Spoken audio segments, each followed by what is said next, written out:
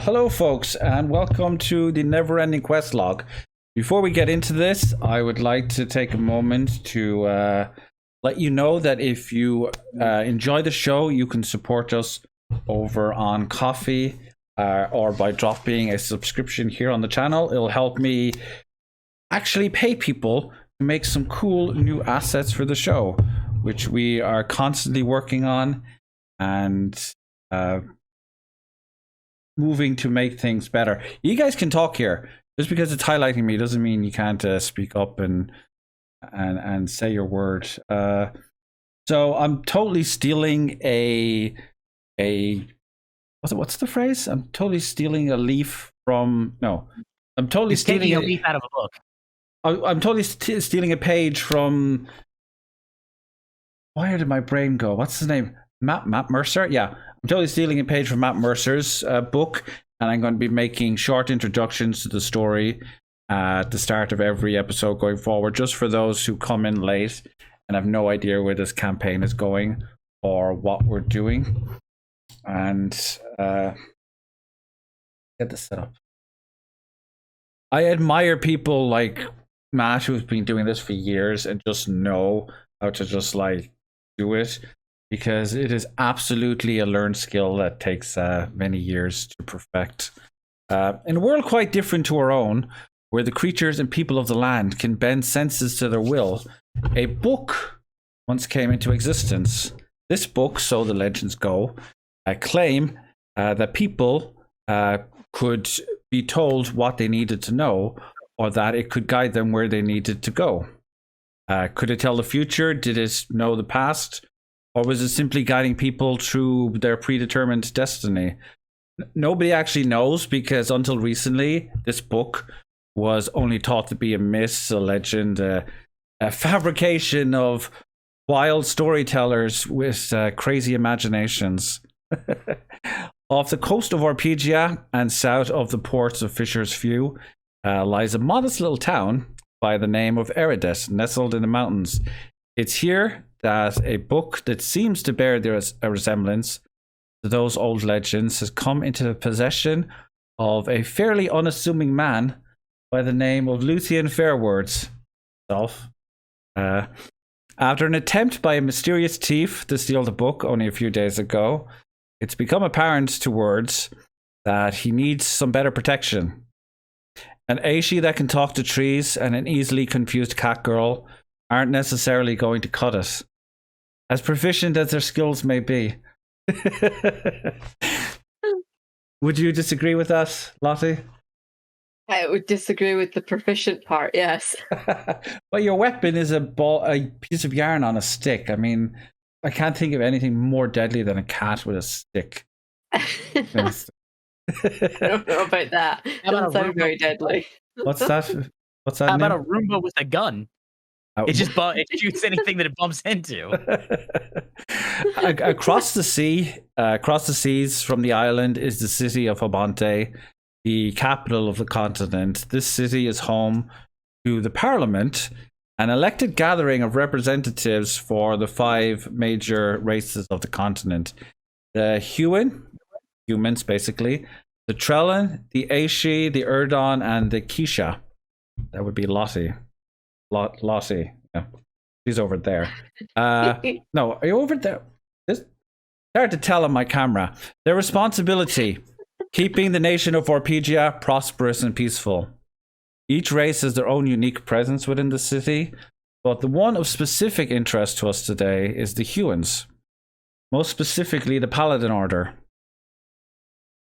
In the far, far distant past, many centuries ago, Hewans were a warmongering race, bathing the continent in bloodshed and destruction, as their exploitation of feeling, the sense of touch, drove countless tribes towards endless slaughter. In fact, it was a desire to bring the Hewans' damaging conflicts to an end that originally motivated Trellins to develop what we now know as the Parliament in the first place. The Paladin Order was conceived around this time in light of the Parliament's creation as a means for humans to cultivate their affinity towards feline in a way that wasn't massively destructive, make it virtuous, noble, and kind to others. Within this order, we find a stalwart paladin, aspirant. The word is aspirant, but aspirant. Wow, that is not what I expected it to sound like. By the name of Nimicry Slumborn. Now aware of the existence of the quest log, Parliament has requested that this man take on the enviable responsibility of keeping the book safe until it can be transported to the main continent. Excuse me. What trials will Nimicry face in his duties to protect the quest log? How strongly will his chivalry and noble heart be tested? And what is the history behind his unique surname? Even I don't know that one, honestly. Let's find out. Time once again to open the book.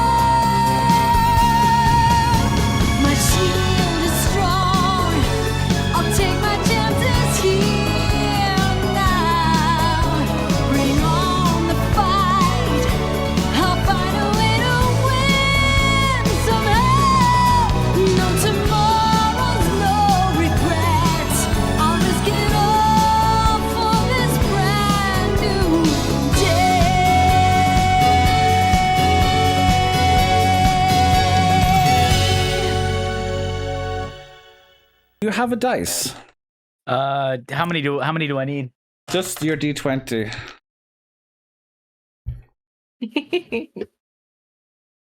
How many different colors are we coming back with? Those of you in the chat right now, feel free to holler up and share your thoughts on any of the discussions we're having.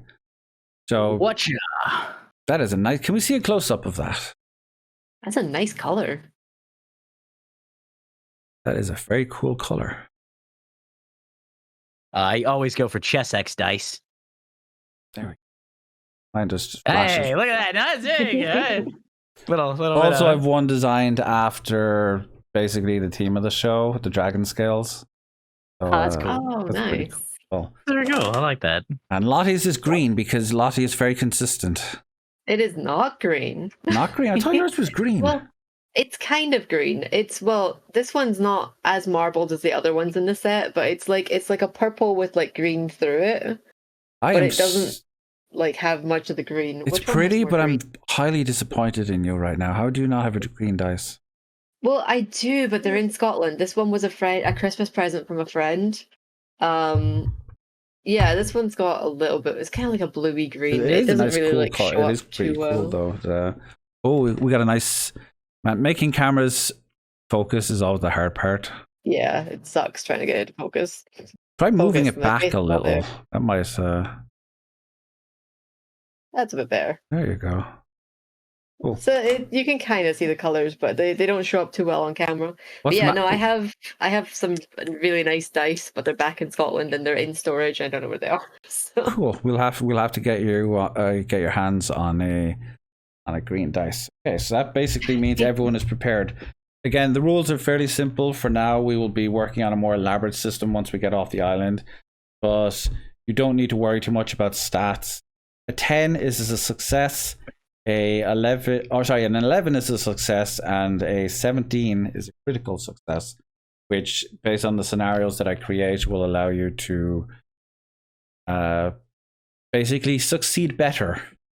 Is the best way I can phrase it. And we do have like the usual stuff like rolling for initiative and all that. Okay, we have Lottie is prepared. Before we leave, I basically allowed Teshi to take some stuff from the house as a gift. My grandmother, who the book originally belonged to, apparently had a history as a bit of an adventurer. There's all these little knickknacks lying around, including, surprisingly, some enchanted yarn. And this could be used for any number of purposes, including as a weapon, to sew into a clothing or anything that takes your fancy. And I'm going to allow you to choose basically whichever piece you want from the collection that we have here, which includes a blue yarn, which has defensive properties. It can like repel arrows and stuff like that, or the green yarn, which will protect you from poison. The blue sounds more useful, but green is green is green. Yeah, green is green. Yeah, no, I gotta stick with green. I gotta stick on brand with green. She is consistent, I guess. So green it is. You can roll the ball of yarn. Feel free to grab it there. I do encourage you guys to like play out your own actions yourself. Don't let me. Not green, but props. We've got props. Do you have a sword or shield lying around, Nim? I'd be very surprised if he didn't. Look at that man run.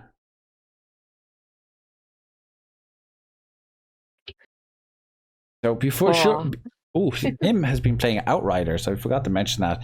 Feel free to go over to... Oh, Jesus. Jesus Christ, Nim, you weren't kidding. Spiky. You could take down an army with that thing. Holy fuck. You could also probably kill yourself. I was saying you could take down an army with that, but you could also potentially kill yourself just by accidentally sitting on it. Front towards enemy. Yeah, that's Jeez, wow, that's impressive. Cool. The only thing I've got is this lovely little dragon scale scarf. Basically, it's too warm to wear it right now, but it basically protects me from physical blows. I'm not a strong individual. I don't have like good physical abilities, so it's basically your responsibility to keep me safe. This is just to basically stop anyone from shanking me in the neck. Hopefully. So Master made this useful thing. Yeah. Gonna be honest with you. It's quite handy. So we are going to head down to the pub and meet up with this Paladin, which has apparently arrived in town. And this is basically where we were told to meet him. So we head down, open the door, and Nim is in the pub.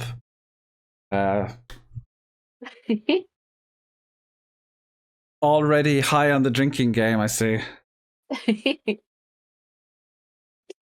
We get drinks too? Your mug is very on team, Lottie. I'm like... Everything cat related. So I'm going to let you play out your introduction here. Nim, we basically walk over, sit on the desk, and shake hands, introduce ourselves. All right. So let's finish that. So we wait about 10 minutes for him to finish his drink. Nah, the drink is fine, friends. The drink is fine. It's I always like to start the day off, or at least the new mission, with a little bit of ale, and this is a very nice, crisp, and refreshing one. I think it's the apples around here that give it a little bit extra. But that's not why we're here. I've been tasked by my superiors, that's the benefit of being a paladin errant. I get to go out and quest. But seeing as I'm the lowest rank of the questing paladins, they're like, hey, go to the spots we either don't want to go to or are deemed unimportant. So which one are you? Are you unimportant, or do they not care about you? Well, based on the last couple of days, it kind of feels like some people think this book is important, and the Parliament is clearly feels like this is related to some old stories that we're familiar with. This town has a massive library, by the way. The system encourages, or the government encourages, like the free flow of education around the continent, and this was one of the first ever towns to have a historical library built in it about a century ago, and that's basically why I myself have been always in love with books and reading. But based on like some knowledge that they have that's not readily available to the wider public, they are concerned that this book could be of major importance. So.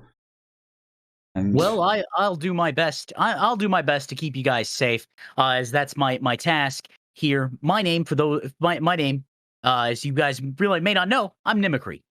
You can just call me Nimicry. I have a surname. It's not really all that important. So we're not gonna worry about that right now. But I'm here to help. So I'm basically tasked to follow you guys until such time as you are either we're all killed or it's deemed a success. Well, this is going to be a very short show if it ends up with the former. So I'm counting on you for us not to all end up dead on the floor. Well, I guess let me start by telling you guys. So as we're here at this party, let's see, we have let me pull out the letter here real quick and see. I know I've got the papers here somewhere. Okay, I've got Luthien. I'm sorry. Script. The scribe's handwriting. They spend all day working at books, but they can't write. Sorry, Luthien. My traveling companion was. Oh. Can you give me 2 seconds? There's a boat in the harbor. I mean, you can keep talking, but I'm not going to be able to hear a single word you're saying. Okay. So what's the traveling companion's name again? Lottie. I'm Lottie. I have a surname too, just like you. Perfect. Do you want to tell us that surname? The cat. The cat. Oh, Lottie the cat. Okay. Well, Lottie. All right. I see the resemblance there. All right. So we've got Luthien and Lottie. All right. Well, my job. I'm Nim. Or Nimicry, and we're gonna have some fun here and hopefully get everything done. Now, keep in mind, Paladin.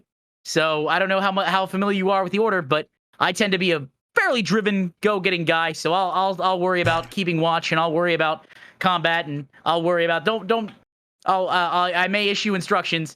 It's not personal, but I do get a little serious. This lady is a little more vicious than she looks. Like she can take out. She can take out your face. She's not the defensive type, but she can take out your face if you piss her off. So. Then I'll take it. I'll tell you what. Since since I had a round, let's I'll drop down some coin and get you both a couple. Did you guys eat before we started this? I'm more than happy to take some free drink. I'll take free food. Okay. Hey, barkeep. Round. Here. I need sound effects. Pling, pling, pling. Barkeep comes over and decides, puts down a bit of food, a lot of ale for words, whiskey, straight. He likes the hard stuff. Lottie, what does Lottie have? Water. Lottie doesn't drink. Water. Lots of water. Just a big bowl of water. We just plop it there on the table. Just remember what I said. No climbing on the furniture. Don't. I don't know why they always give me things in bowls. I'm clearly human. I mean, I can go back there and ask for a mug if you. No, I'm used to it. Okay, I just fine. Like it's okay. Like, what are they gonna tell me? No, we don't have any mugs. Come on, it's mugs. We're in a bar. We're in. They got mugs. I see some right there. They even look clean. It's generally when you that's see a creature with ears and a tail, you just assume that that's how they want to have things, but maybe they shouldn't assume based on appearances, because that is. I'll tell you what. The Academy definitely. When I was learning stuff, they were like, "Hey, you're gonna, as a questing paladin, you're gonna find a lot of interesting people," and they weren't wrong. Indeed. So while we are taking or eating our food and getting something to eat before we head out on our journey, you notice that there's an individual in the corner that seems to be paying attention to us. They have very androgynous features, and they're bald, except for, well, they are bald, but they have a elaborate series of gear on their body that looks like it's made out of like animal furs and just like parts of creatures that may have been found. It's not like a fancy elaborate outfit. It looks like they put it together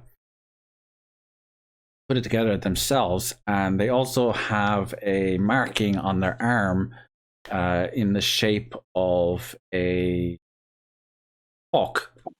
Best way I can describe it. And they also have a big giant rucksack on their back. You can't see what's inside it, but it's just a massive thing, like practically the size of them. And as soon as they notice that like we see them, they rush straight out the door, assuming that maybe like they didn't want us to notice that they were paying attention to us. So I'm going to let you guys decide, what do you want to do? Should we head out, or should we stick around for a little longer? Odd people in this town. Important question. Have I finished my food? Well, how quickly can you eat? I'm pretty slow. Okay. In that case, it's going to take us at least another hour before we head out, and because as much as insistent as we are that like we get going, Lottie just won't speed up. I'll spend the time cinching and checking my gear for the road. So Cool, I'll be preparing, just making sure everything's strapped down, tied up, so I can travel effectively. This person is well gone by the time Lottie's finished eating. So thanks, Lottie. Wait, you can't waste food. You gotta eat every last bit of it. You can't leave in the middle of a meal. So by the time we were done and we were outside, it's about early evening, 5 o'clock, and the sun is starting to come down. I'm going to let you guys decide what you want to do. If we can head straight out, or you can look around the village. You can talk to people. You can check out the local library for information. If there's any questions you want to ask me, by the way, feel free to, and I can fill in any information you need to know. I would like to stroll by the local poor box or poorhouse and drop some funds off into me. I was given some by the Parliament as part of a stipend for the spread of good, so to speak. And I would drop a few coins in there to make sure that everything is, that's part of my duty. Okay. So cool. I'm going to handle that. That is absolutely fair. Lottie, what would you like to do? In a similar vein, I want to drop some coins into a wishing well for good luck on our journey. Oh, totally different needs there. Okay. So the well is first on the way. We decide to pop in there, Lottie. Go right ahead. You want to wish for something? Are you going to tell us what your wish is, or are you going to keep it to yourself? I can't tell you the wish, then it won't come true. It's how wishes work. Okay. Secret wishes. So as you throw some coins into the well, you suddenly hear someone shouting from down below. And just like, ow. Because apparently you decided to throw coins into an empty well that is being renovated. With new sewage system to like keep the water clean. Are you okay? I'm sorry. So hopefully whoever's above doesn't take that in bad favor. But Does my wish still count? Are you a lucky wishing workman? I wish I could say that I was, but sadly they don't pay. They don't even pay me for this job. So if you got lucky because you get money, I guess. If money. In the I sky. have money now, so maybe if you ask me in the future, I might be able to help your wish come true. My name's Owen, by the way. So yep, that's Cool. Good luck with your work, Owen. Sorry again for the coin. Thank you. So that went well, I guess. We're going to head over to the poor box. Yeah, poorhouse or something like outside, that. This is outside the local library. These systems are like closely intertwined in like helping to make people's lives a little easier for those who are disenfranchised, who aren't as fortunate. A lot of that is actually supported by the Erdon. Just a little lore fill in here.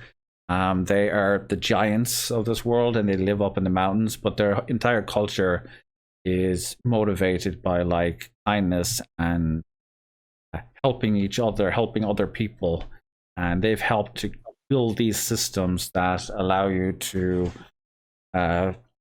allow things to get around the world for people who need them. So you walk up to it, and there is a giant lady, Erdon, next to the box. Want me to play it out? What? Want me to play it out? Oh yeah, go right ahead. Okay, so I'll be like, hail, and I'm gonna reach for a special purple colored sack, and I want to pull out 1 gold coin and 1 silver coin. That is, and this is for the poor. This is for the poor box as a paladin, as part of the paladin order, and doing my duty. Thank you, stranger. I very much appreciate your kindness. I will make sure that your generosity, this is one of the bigger payments that we have received this week. So they must be paying you well in that order, I must say. I'm on a mission. It's a special dispensation. I was told to spend it as I was told to spend it in the preservation and spreading of good order and law in kingdoms. And I figured the best way to start that is to make sure that people are fed. Your kindness will be remembered in the future, and I will make sure that the order is made aware of your kind donation once these funds get back to the continent. I'm going to write that down. Ma'am. And then just do a smartly turn around and thank you both for. I assume are you both with me? We are, of course. I'm standing behind you at all times, so like. Oh. Thank you for allowing me to attend to my duties, Luthien, Lottie. Remembered in the continent, and Lottie, Owen. Well, I also made a note of Owen. Yeah, thank you. Please keep a track of your inventories and stuff, so we will see where those little events go in the near future. Okay, getting late. We can head out now. We do have supplies for like camping and stuff, so it's about 7-8 hours walk just to get to the border. It's up to you guys. I can push on all night, but how's your fortitude? I like nighttime, and nighttime strolls are good, so I'm good for nighttime walks. You can see in the dark, so you'll have no problem here. It's like I think I should let Lottie guide the way. I agree, and that might not be smart. Wait, do you want to? How do you feel about this idea? I won't make you. Sure, I can guide you. Okay, so yeah. I want you to roll a perception check. Oh no. Okay. oh. And 10. thus we. Does that count? No, that does not count as a win, unfortunately. Success is an 11. So close. So we do head out. Like we head out, and along the way, we basically trust Lottie to guide us through the trees. but it doesn't. We it's a long walk, like 5-6 hours. We get through mostly unscathed, but there are a few occasions where like Nimicry gets hit in the face by a tree because he couldn't see where he was going. And Lottie keeps falling over. Oh no, I keep falling over branches on the ground because I can't see what's happening. But we do eventually. We get about halfway to it, and just because I'm sick and tired of like all the scratches and stuff on my face, I make a suggestion that we make camp for the evening.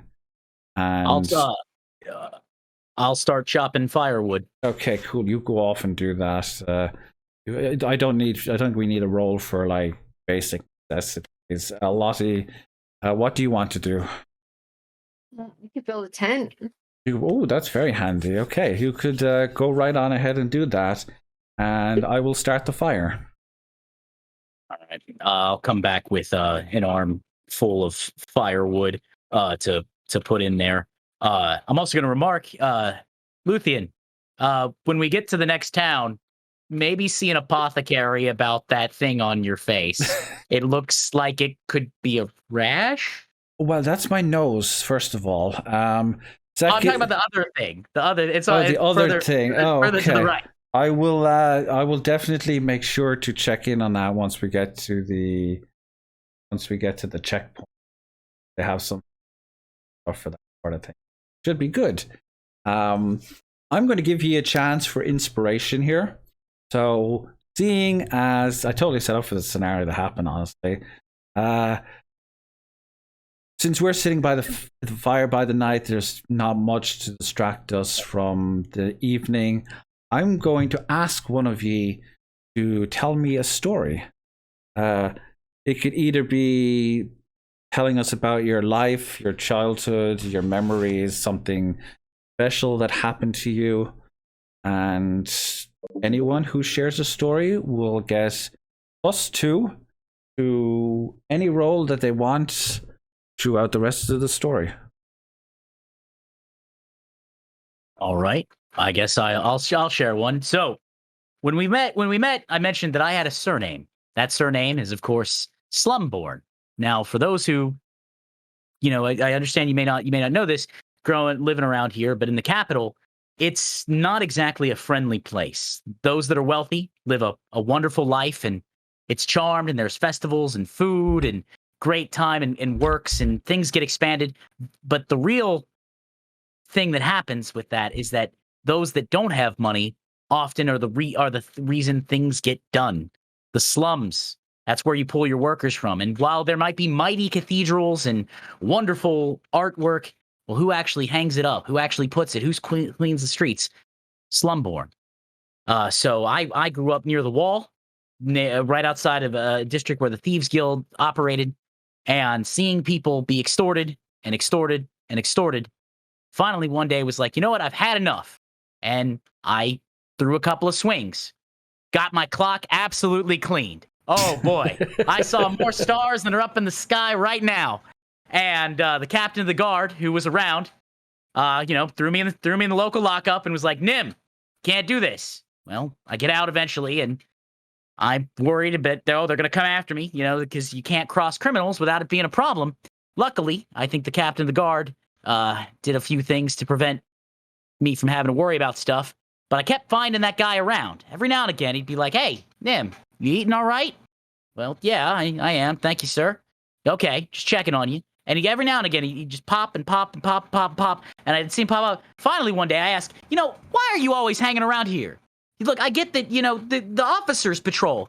You're supposed to be up in the tower with the rest of the people who got money. And he explained to me, he's like, no, I'm a public servant. I don't have money.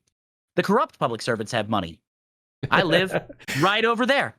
And he took me right by his dwelling, and it wasn't too far from where I lived. It's like, when you get older, you check out the Hubanante militia. There's a spot for you. I guarantee it. And that's how I got started. I could have potentially gone and been a leg breaker or one of those back alley boys who, like to crack people in skulls and rob them. But instead, I took a stand, And absolutely, I want you to look at me. You see that scar on my nose? Yeah, that was from an elbow. Ooh, very painful. But Leg Breaker would have been a hell of a surname. Nimacree Leg Breaker. So, little explanation, Hewins.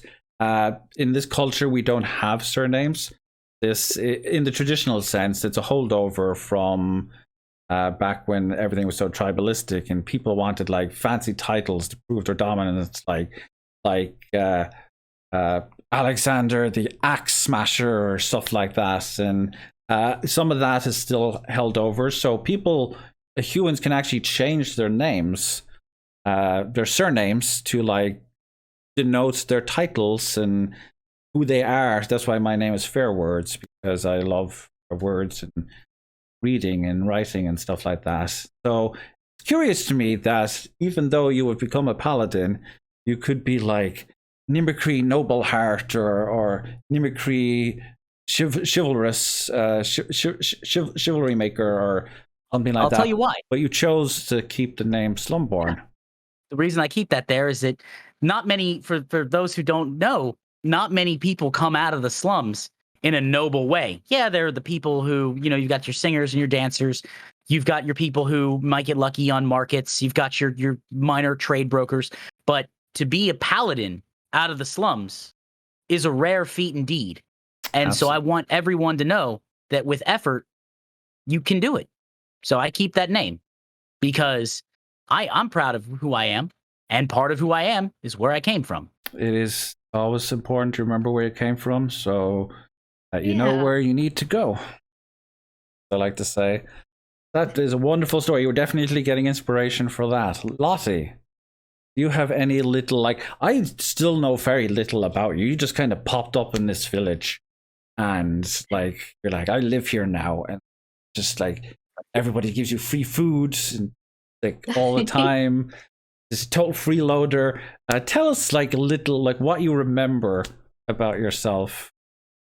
I'm not a freeloader. I do chores for people. I don't have a job, but I do things for people, and they give me like like mini quests. I get mini quest money. So like, tell us how you ended up here. I don't know. You seem like quite the free spirit there, Lottie. Well, it's because I don't know anything. All I remember is one day ending up in the village and people helping me, and they gave me the surname to Cat. I don't even know my surname. That sounds like a holdover from humans. Like, how do we describe her? She's the cat. Well, I guess the first question to ask is, do you want to be known as Lottie the Cat? It's a cool surname. I like it. Cat's pretty cool. How long were you hanging out in Fisher's View before you decided to pop over here? I don't remember ever being in Fisher View. I don't think I've been that far north before. Okay. Well, I remember. Out of character for a moment. I remember you mentioning getting free fish from Fisher's View. As a cat. Oh, as a cat. Okay, that makes.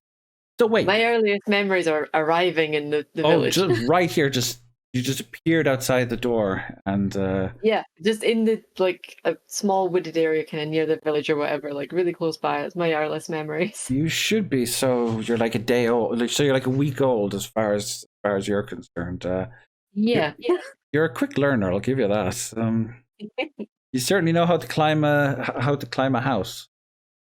Yeah, for some reason, instinctively, my agility is pretty good. I don't know. I guess before I arrived in the village, maybe I wandered the wilderness like we're doing now and camped and stuff. It seems to come quite naturally. Valid. So, as a result of like telling us your history and a bit of backstory, I will be more than happy to give you some inspiration as well. Important thing to stress: you have to use this before your roll. So you can't use it to like cheese a bad roll. You have to use it before the roll in a big situation, or you can hold it over for another episode. You do not have to use it today, but just remember that you do have the inspiration. So yeah, we rest for the night. We take it easy in the lovely little tent as Lottie has set up, and then we wake up. Bright and early. The sun is literally just coming up. It's dusk. Well rested. Good night's sleep, and we head towards the checkpoint, where I promptly get my nose and face checked for the rash that Nimicry decided to point out, and it's actually started to spread across my face a little. Look, I remember dudes in the academy had fallen into some type of ivy thing that it was painful. We'd call it itch ivy. They would itch because that's what I'd touch it, and then within a day they just blow. It's really fucking itchy. I'm gonna get some salve from them. Hopefully that will help. I don't know how long it's gonna take to recover, but this hurts. Yeah, Fee, bright and early. I know it's terrible. It's what happens when you sleep out in the sun. You actually respond to the sun, and it like makes you like wake up like really rejuvenated, like we were designed to live that way. Is there a joke there I'm not getting? Me? No. I'm just stretching. No, the itch ivy thing. Oh no. It's so out of character, right? If in military slang, in military jargon, you would use the most you would describe things almost literally. Okay. So that's what that does. It makes you itch. It's an ivy-like plant. It's itch ivy. While I might be intelligent, the soldiers in the barracks at the academy, things like that, are their general rank and file. So that's what they would call that, like, okay, well, this is rot gut. Why? Well, when you drink it, it makes your stomach upset. It'll get you drunk, but it's rot gut. So that's how the RP element is going there. Okay, cool. That works. And I wish more things were named that way. They don't need fancy names. Like I said, we leave. I'm sure HIV has a name that the scribes will attribute to that has a classification system. But I'll be honest Maximus. There we go. I love being a questing paladin errant, because that means I don't have to attend ceremonial duties at all. And throwing some shade at the bosses there. I like being out there. I'm a field guy.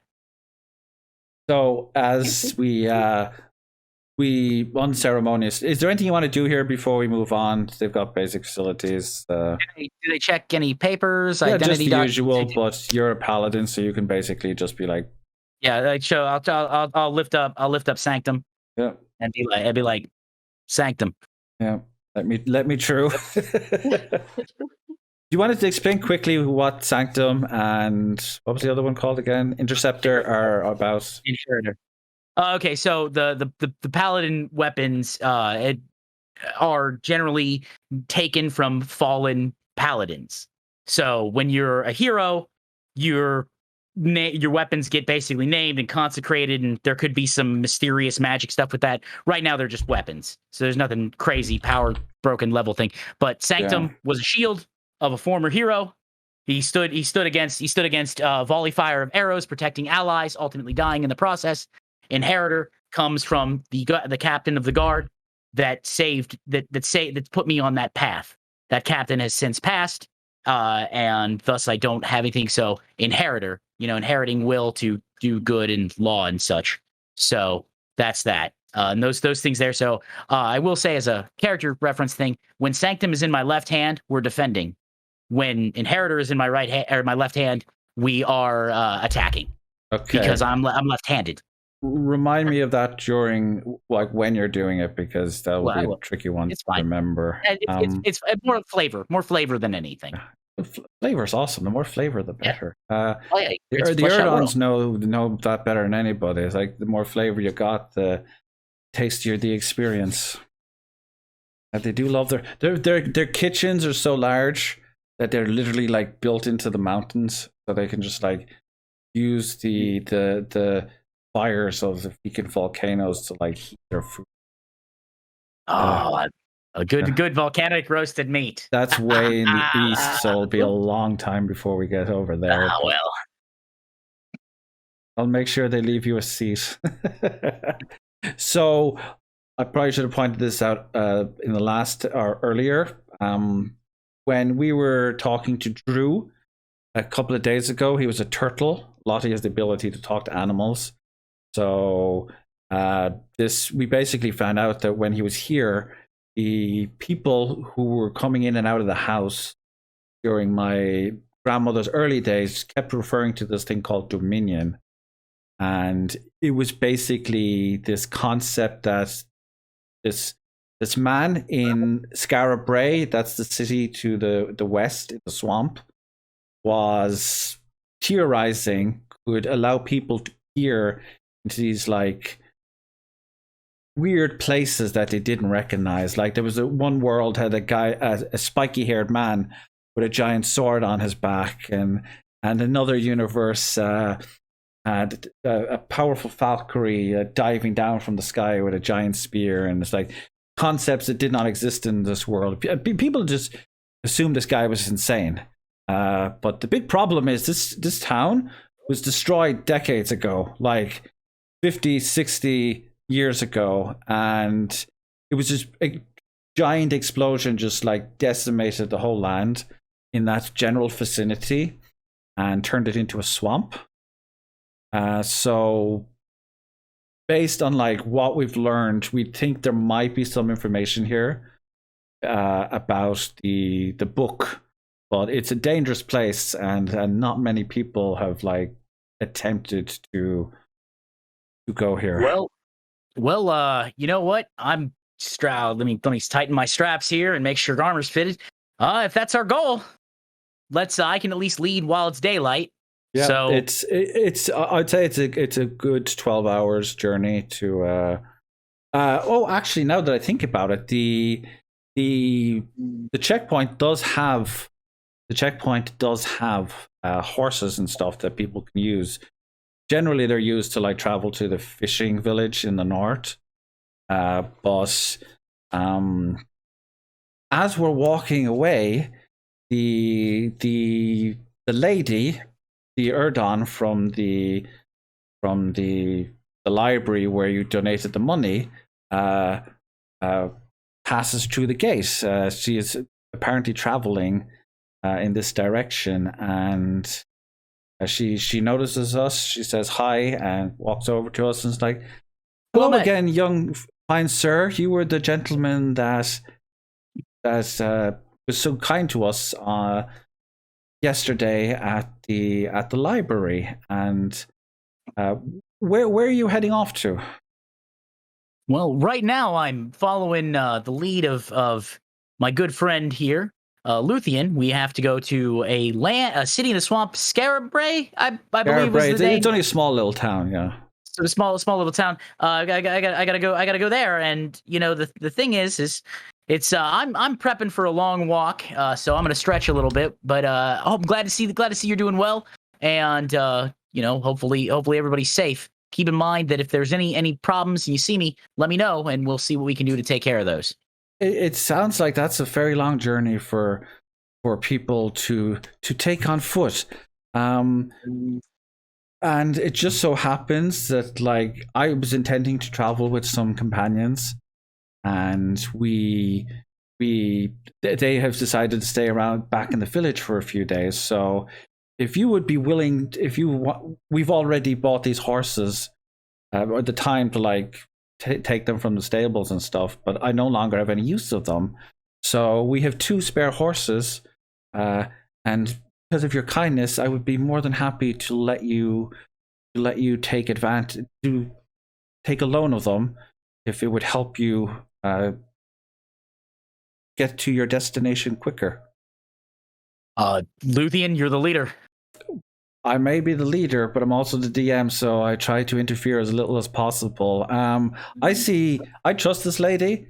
She seems like a lovely lady. I see no reason not to, Lottie. The only problem is we only have 2 horses, so someone's going to have to share. If we have 2 horses, I should have one, as I'm in armor, and we don't want to cause these creatures any undue stress. Okay.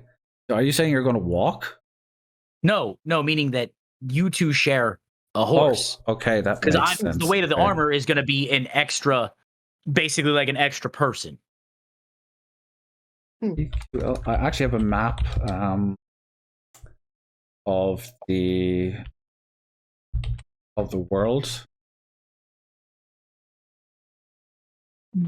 Just trying to find the upload for it so you guys can actually take a look at it if you just want to get an idea of where we're going. Anyway, that can okay. So we gather the horses and we head out towards our destination. It's in the northeast, northwest of the island. All right. God, I wish I could find this map. It's so far down in the. Actually, I know where it is. Out of character for a moment. It's a good thing we have a map there, Luthien. Otherwise, I've never been to this continent, so I'm kind of relying on you guys. Let's see if searching for map will. No results. Go. You put it in a super safe spot, this map, so we don't lose it, but it's so safe that we can't find it now. I'm going to take some time. I don't have a map of the entire continent. I'm going to take time while you're searching for the map. I'm going to pet the horse. It's a good horse. They're very well-behaved horses. They've clearly been well trained by people at the Returner's Point. Final Fantasy VI reference. Okay, I searched for nap instead of map. That's definitely. It's not that late. Nope. We just woke up like half an hour ago. You're a cat. You don't need you sleep all the time, anyways. Always time for naps. Yeah. Is it in the? I need it so badly. Where are you, map? Protagonist. Not in there. Never mind. It's. We can use the light of the sun. We know it's in the northwest, right? And we'll you're talking to the guy who used to think that the sun rose in the west for like half his life. So I'm gonna trust you. I'm gonna trust you to do that one. Just because I read books doesn't necessarily mean I'm smart all the time. I know I drink and I know things, but I tend to lack in like world experience. Okay. Go ahead, okay. Nim. Luthien, while you're figuring this out, at some point in the future, what armaments do you all carry? Just so I know in case there's a problem. I'm basically me as I am right now, except I have a long black coat, and I wear the scarf as I travel, and it's just a coat. It's like a what is it called? A weather like a greatcoat, an overcoat, a trench coat, like a weatherman coat that they used to wear in like the 1900s. Trench coat kind of thing, but has like cover. It goes down the sides. Yeah, so like shoulders. A fisherman's coat. And the scarf to protect myself. I also wear a bandana on my neck. It's a light armor wearer, basically. So no weapons? No, I have the book on my back. That's it. Okay, the book on your back. Okay. Lottie? I have a ball of yarn. That is my weapon. Magic yarn? Oh yeah, absolutely. We have magic yarn in this world. It's it gives me poison resistance. It is magic yarn. So the way in this universe, essence is the system that makes up like the use of sense, the touch, taste, smell, sight, and hearing. And crystal is generally an effective way of like housing this essence. So like for instance, if you wanted a more powerful weapon, sword, you could infuse it with like feeling and it would make it move faster, for instance. So go ahead. My character, it looks at both of you agape. Like agape. Like, okay, the first thing we do when we get to a proper town, I am going to get you both at least a dagger. Just for my own sanity, because I understand that we all face divine trials, and I'm willing to carry this out. But I also want to maximize my chance of success. And while the yarn and coat look fearsome, they're not weapons. My character is going to be. I'm just going to be like, okay, I'm grappling with this existence because again, very militaristic order. You know, good guy. It's like sword and shield. You know, like this is what I live by. So I'm just like, okay, okay. You're talking about maximizing your chances of success. That's why we got you here. What if I'm sapped or knocked out? Well, then I guess Lottie's gonna have to throw that yarn really hard. Stick them with the pointy end. That's all you need to do. But a dagger sounds dangerous. You could hurt someone with that. That's why you use it for defense. You don't go out and attack people. Can I show off my feeling ability? You can. But doesn't that require like something to call? No, I can only use defensively. I can't use it aggressive. Do you have to wait for something to hit you, or can you just activate it at any time? I can activate it. I can just activate it. But I just wanted an excuse to like hit you with a stick. Okay, fine. Here, pick up this branch, Lottie. I want you to pick up this branch. Pick up this branch, and I want you to take a good cock back as hard as you can, and I want you to hit me with it. What? Yeah, hit you with a stick. You heard the man. Trust me on this. I'm gonna show you something cool. Not every paladin has this, but I'm fortunate with this one. Go ahead. Okay. Whack. All right. Boom. Now look at my skin. Oh. It's metallic. So what I can do, one of the things that elevated me to the paladin rank was the use of feeling. I was granted this protecting a group of merchants from from bandits. I took an arrow, or was going to take an arrow, and that reactively activated. After some training, I learned how to turn that on at will. The downside to this, if there is that I can't be aggressive with it. I can only use it to defend. So the thing is that when I talk about giving you a dagger, it's not to be aggressive. It's that someone's trying to hurt you too, and you got to protect yourselves.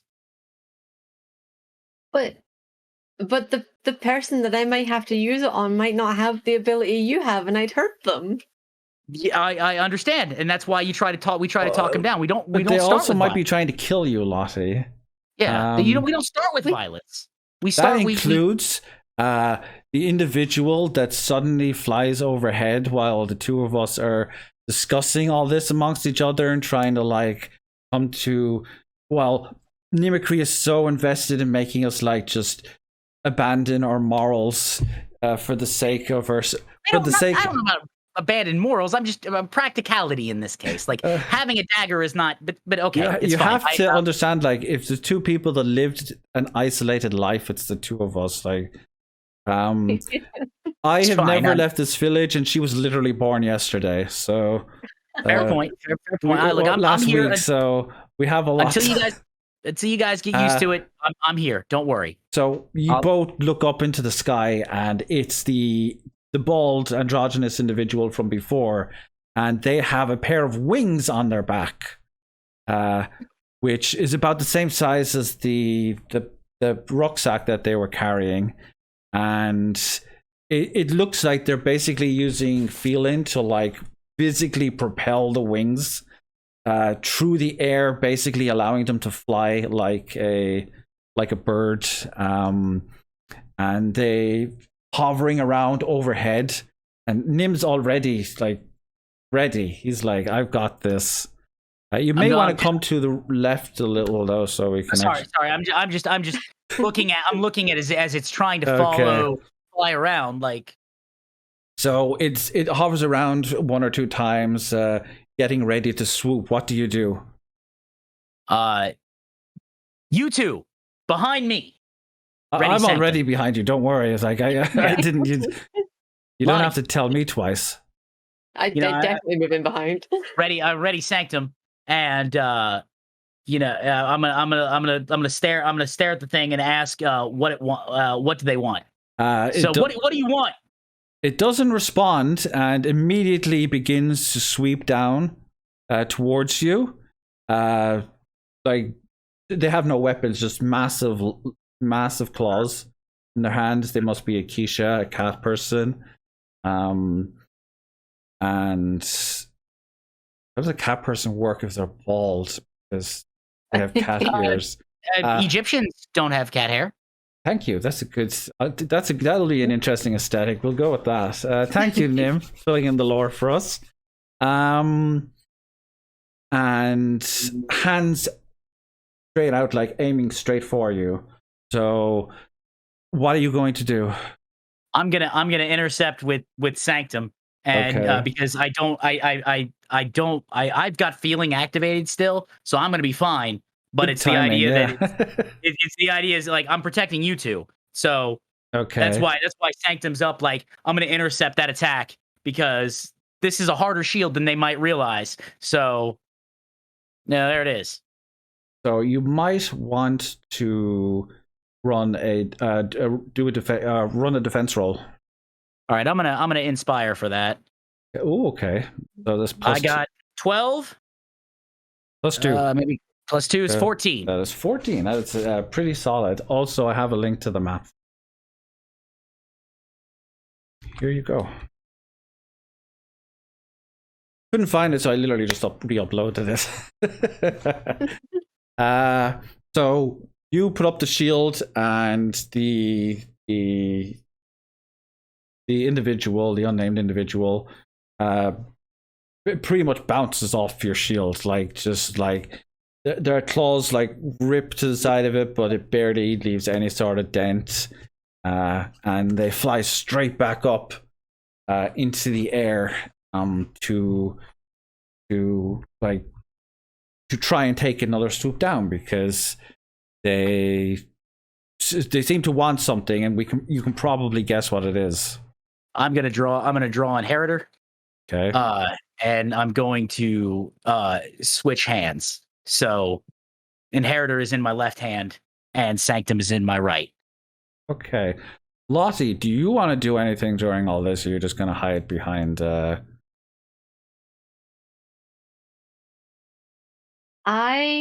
Teamwork makes the dream work. Yes, I want to try to jump on their back as they swoop.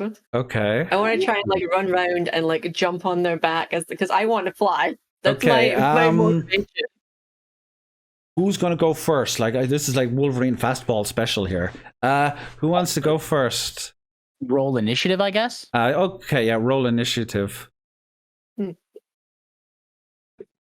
I got 15. Okay, you have to roll initiative too. Okay, I got a 6. 6. Okay, so Lottie's going. Okay, so Lottie goes first. So Lottie runs around, like gets down on all four. Actually, I don't need to describe. You describe it. What do you do? From an outsider's perspective, it looks very frantic. I'm basically running from side to side, trying to find the best side to get an angle on this. Because I don't think that this person is looking at me, right? They're clearly looking at you, and you're behind Nim, so I'm out of their focus range. So I'm running, like trying to pick which side looks best to try and like get around and run around to kind of like the back of where they would be. Okay. And just launch myself at the back end of them. Okay, so do I need to do it? Yeah, I do need to do an attack. You need to do an attack roll. Attack roll. Oh, ooh. Go on. I got 17. Oh, that's critical success. Okay. I was going to ask if you wanted to use inspiration, but clearly not. No, I'm saving that. So, you pounce on top of them and basically manage to... what do you do now that you're on top of the individual? How are you going to try and... Well, from my perspective, I'm not really attacking them. I just want to fly. But they weren't answering your questions, so I think they can't hear you. So that's why I'm up close and personal now, and I just keep saying to them, how did you do this? How did you learn to fly? Did it take a long time? Can I learn to fly? Okay, since you got a critical success, your incessant questions are so annoying that they basically lose focus on what they're doing, and like suddenly can't... They're feeling...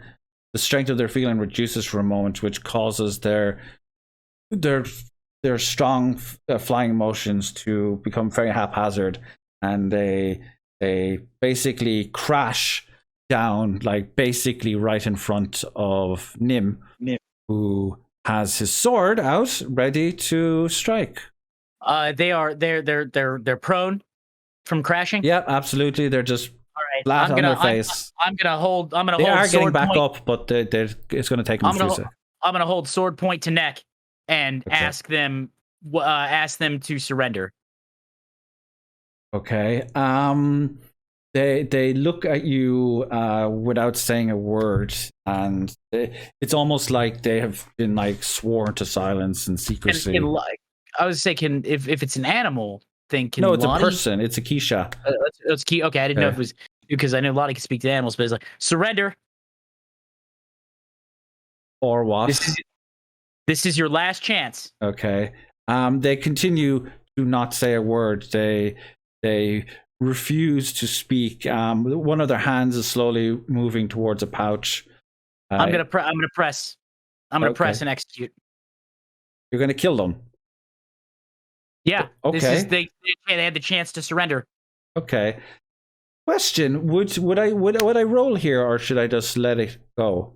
Continue. I would let it go because they're prone, and I had an initiative order. Yeah, since I was already ready. Okay. Okay. So you lean in. How do you kill them? How do you? So sword of neck, just with a heavy with. Oh, we seem to have lost. We lose Nim. We might have. It was in a really epic moment too. I was This getting is so just invested. Like a minor cliffhanger. It's a momentary cliffhanger. Next week on No Word Count. Literally, like the outlines, the to be continued, the JoJo music plays. Literally just lost power. Oh no! Oh. So, there goes the camera. There it goes entirely. Yep, gone completely. Oh, might want to right, move your face, move your face up a little. There's nothing I can do about this because we're not using Skype anymore. So, hi guys. Let's move over to Lottie. This will make it a little. Actually, no, that makes it even worse.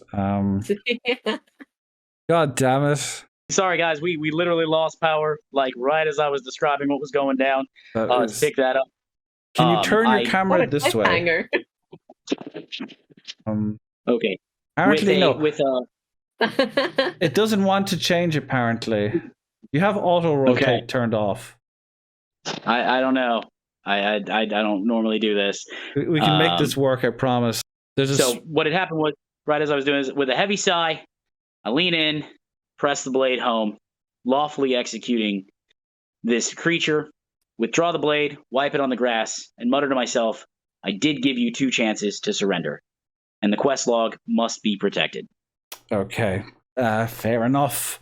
So this creature, this person, as I was explaining to Lottie, is basically sworn to secrecy, and they cannot speak. Like their mission requires that they are not allowed to say anything, give away their place, and they were reaching into their pocket basically to like grab a pill that would basically the cyanide pill almost. Yeah, that could be same idea basically. But this is in our universe, so cyanide doesn't exist. It's gonna have some. Yeah. He ate some itch ivy, and it killed him, like poisoned his lungs. So we don't know where this individual came from. Do you want to do anything? We've got a dead corpse on the ground. What should we do? Well, let's search it to see if there's any identifying anything, because Luther, you got to understand that these people are going to keep coming after you, and had I not been here, that quest log is gone. Yeah. And you guys are probably mauled by the side of the road.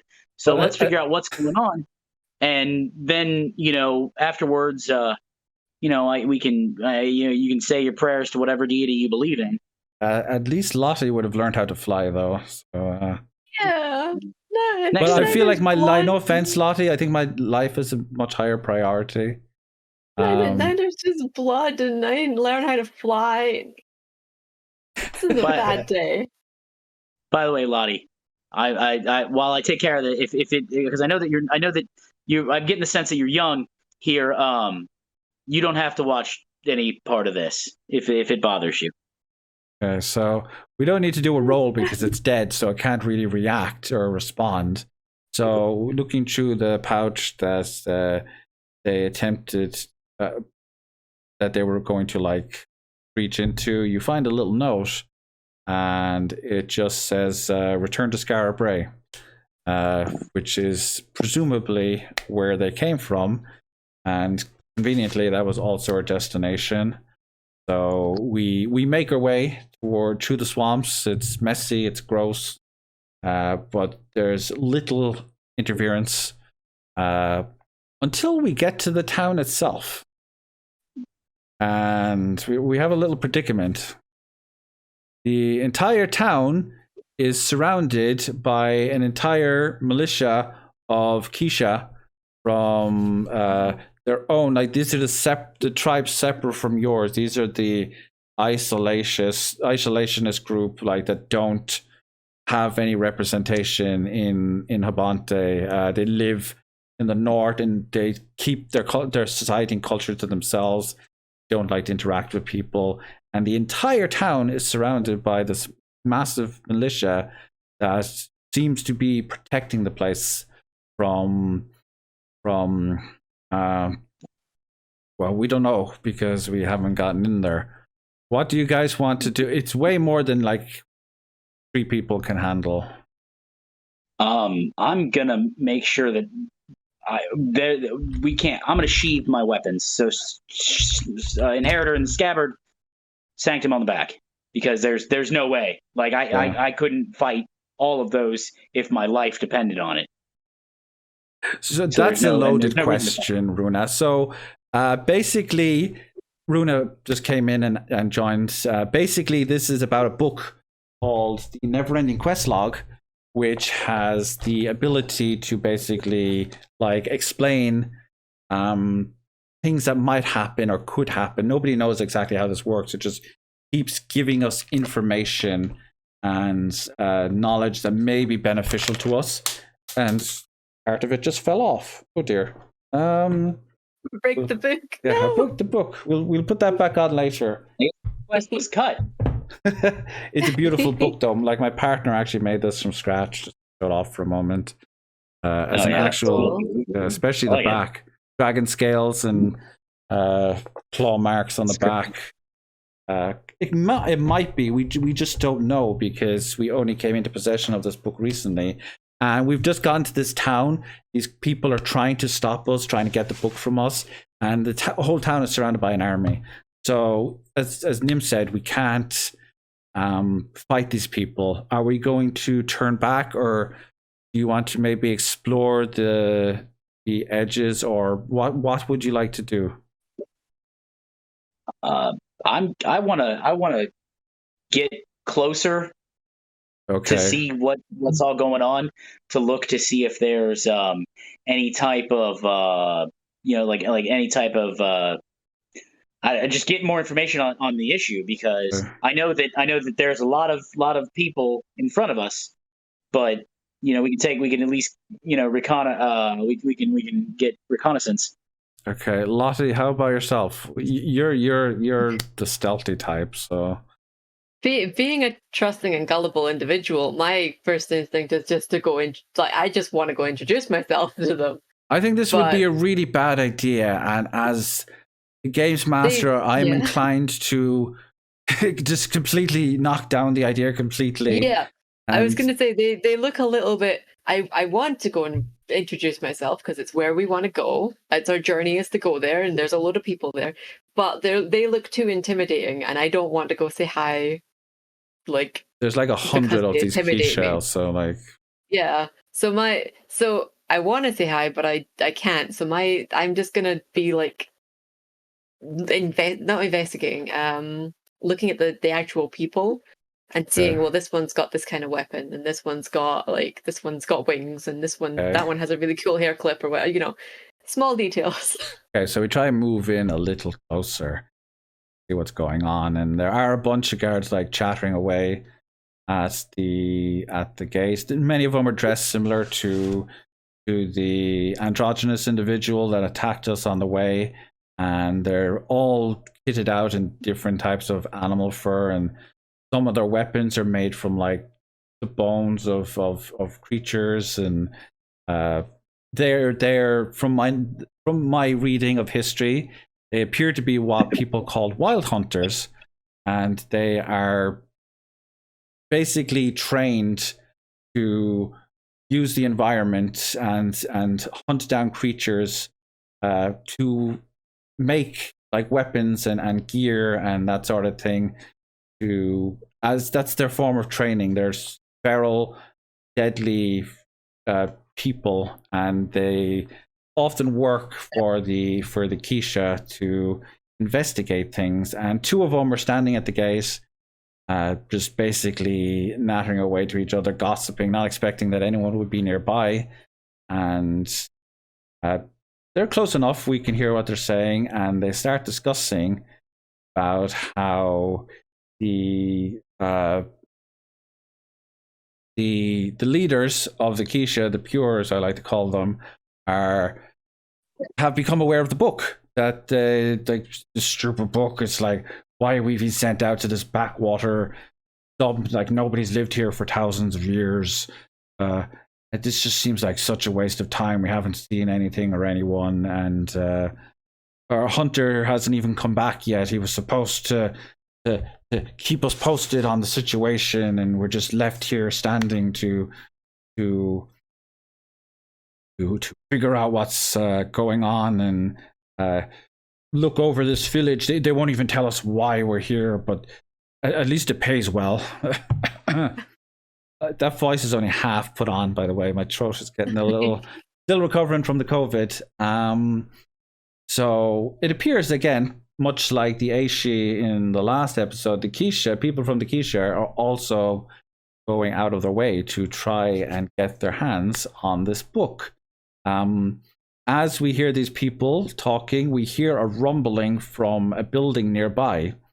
And it's just like the whole foundation of the area is like shaking slightly. And what almost sounds like a guttural scream is emanating from the building, but it doesn't look like nothing's coming out. It just, the noises keep repeating every so often. There are clearly things in this village that someone does not want us to find out about. So I personally think for now our best option would probably be to retreat back to the village and maybe recruit a larger party. Or we need to save them if somebody's in danger, but yeah. I don't think the three of us can. And it doesn't sound like they haven't found anything to do with the book here yet, no, right? Because someone was smart enough to kill the assassin that was coming after us. So they're not going to be getting any reports tonight, and it's a pretty wide area, so it might be a while before they find the body. And even if they do, there's no blood marks or anything, because or there's no there's nothing to give away like who would have caused this, or that would have been our fault, because all you did was climb on their back. We're not at the technology level of this world is advanced enough yet that they can figure out fingerprints. I just need to cover that one. Like, fingerprint analysis is a few hundred years off. So, yeah, we're going to return to the village, and we're just going to take a chance to recover, and hopefully Nimikri's power will come back on in the near future. I hope so too. So while we're on the way back, I want to talk to Luthien here, and I want to be like, Luthien, was that the first time you've seen somebody be killed? Directly, yes. Indirectly, no. My grandmother, like I mentioned, she used to be an adventurer. She rarely talked about it.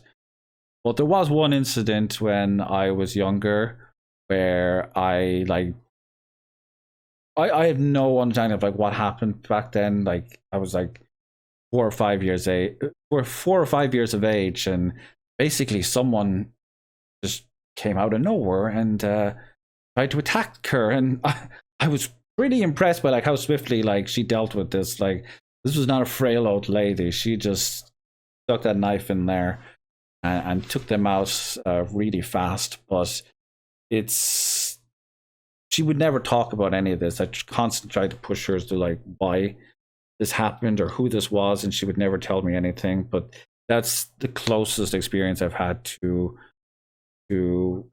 any sort of death or tragedy.